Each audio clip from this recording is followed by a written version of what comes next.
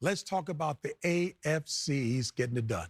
Yeah, the Buffalo Bills. Listen, it went as expected when they're going up against the Jets, but still impressive, though. You look at what Josh Allen was able to do, really controlling the pacing of the game. And I wouldn't say an unsung hero, but a guy that we should show more love to, James Cook. Yeah. I mean, just dominant on the ground. As a team, what was it, a deuce and a quarter, 225 rushing, but it was all hands on deck. But the two guys that keep showing up game after game when this offense makes big plays is James Cook when you need him to be a three-down running back, and then, of course, Josh Allen. When he doesn't see what he likes, he's going to take off. But let's just take a look at James Cook. I mean, you give him the ball, he can play in between the tackles. He has that explosion where he can stop on a dime and get to where he needs to go. And check out this move right here. Hurdles a guy, jumps cuts, but his eyes are always upfield. You know, I love offensive players like this. They're not looking at the defenders. Defenders are merely obstacles. Right. I'm trying to get to the first down or a touchdown. And that's what he does. When you're paying attention to where his helmet is, he's just trying to avoid the green jersey.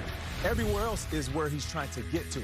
So that's why I can appreciate a guy like this who puts up 2 rushing touchdowns in a day where they were leaning on him heavily. You know, I was a coach. I like to run the football, right? This is a guy, to me, he's got great balance. More than that, he's got great vision.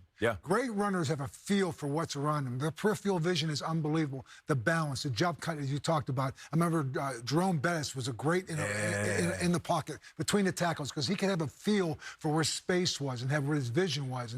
And James Cook, you put the speed on top of that, he gets out on the outside, it's an additional 10, 20 yards. Yeah, I think the response, too, of the Buffalo Bills coming off that crazy comeback in week 1. Right? That takes a lot out of you, sometimes as much of as a loss, right? Where you have one of these wild wins and you're kind of riding that high, and maybe your preparation isn't the way it should be. I think the big question mark, at least from my perspective, was what was the Buffalo Bills defense going to look like today? Given some of the guys being out, given some of the lack of depth that they have, their defense came out and stifled the Jets right from the start. Had Justin Fields kind of seeing things that he wasn't, you know, that he looked very different than he did in week 1. I thought they did a nice job containing the run game as well. You know, if there's one thing, too, the defense really hasn't had has been an edge rusher. And Joey Bosa, when he's healthy, he's an edge rusher that can be disruptive. He was again today. So adding a little extra piece to that. You know, they didn't have Ed Oliver, who's probably had one of his best games last week going against the Baltimore Ravens. So they got a lot of people that are stepping in. I feel like Josh Allen set the tone early in this game. He did it, Josh Allen, what he does best. He took off running with the football, extended it, got them on the lead early, and it's almost like everyone else feeds off of him. It was excellent hearing you during the pregame show, a coach's perspective giving a lot of shine to Sean McDermott and how sterling he's been. After the game, this was Sean McDermott addressing his squad. Hey, listen, a lot to be thankful for, man. Tough. It was a tough week. You guys earned it. You really did. And we needed everybody. Remember that. Learn from this. It is a short week we're going into right now. Get yourself ready to go. Right? We're going to need everybody again. Okay, everybody again. And listen, we played this team that we just played again. So humble, nothing goes out. Right? We're good to go. Take a knee. Here we go. Thank you. The last thing he said, we play them again. Okay? Say nothing. Respect your opponent. And that's where Sean's at. Sean stays in the now.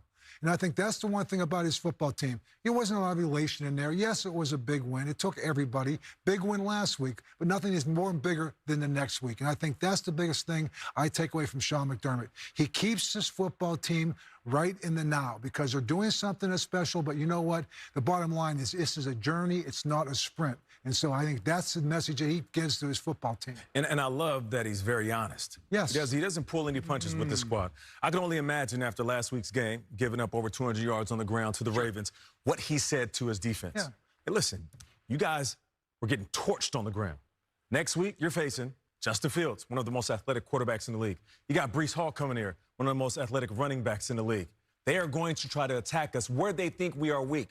So we have to show up and be a better version of ourselves. And just like you said, they stifled Justin Fields, had him out there seeing ghosts, moving around. He had the happy feet, and Breece Hall didn't have the day that a lot of people expected them to have. That's how you bounce back. Week 2 is all about either confirming what you did in week 1 if you played well, or bouncing back and proving that your week 1 loss isn't going to stop you from gaining some type of momentum as we go into the season.